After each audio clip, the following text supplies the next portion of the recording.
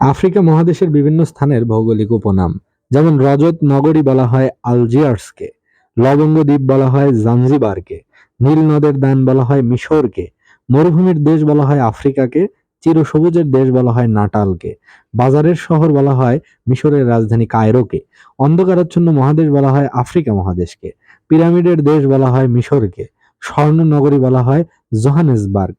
দক্ষিণ আফ্রিকার জোহানেসবার্গকে বলা হয় স্বর্ণনগরী।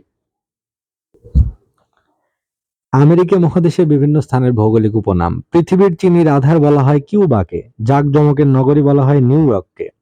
উদ্যানের শহর বলা হয় শিকাগোকে, লিলি ফুলের দেশ বলা হয় কানাডাকে, বাতাসের শহর বলা হয় শিকাগোকে, সোনালী তোরণের শহর বলা হয় সান ফ্রান্সিসকোকে, বিশ্বের রুটির ঝুড়ি বলা হয় উত্তর আমেরিকার প্রেরি অঞ্চলকে, পৃথিবীর কসাইখানা বলা হয় শিকাগোকে, স্কাই স্ক্র্যাপার্সের শহর বা বড় বড় দালান কোঠার শহর বলা হয় নিউ ইয়র্ক শহরকে, মুক্তার দেশ বলা হয় কিউবাকে, ম্যাপল পাতার দেশ বলা হয় কানাডাকে, পশ্চিমের জিব্রাল্টার বলা হয় কুইবেক, গগনচুম্বী অট্টালিকার শহর বলা হয় নিউ ইয়র্ক শহরকে, চিরবসন্তের নগরী কিটো, ইকুয়েডরের রাজধানী কিটোকে বলা হয় চিরবসন্তের নগরী।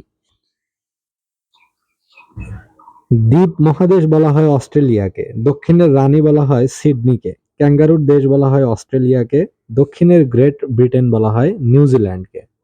তো এই অংশটুকু পড়া হলো ওরাকল বিসিএস প্রিলিমিনারি ভূগোল, পরিবেশ ও দুর্যোগ ব্যবস্থাপনা এই বইটি থেকে।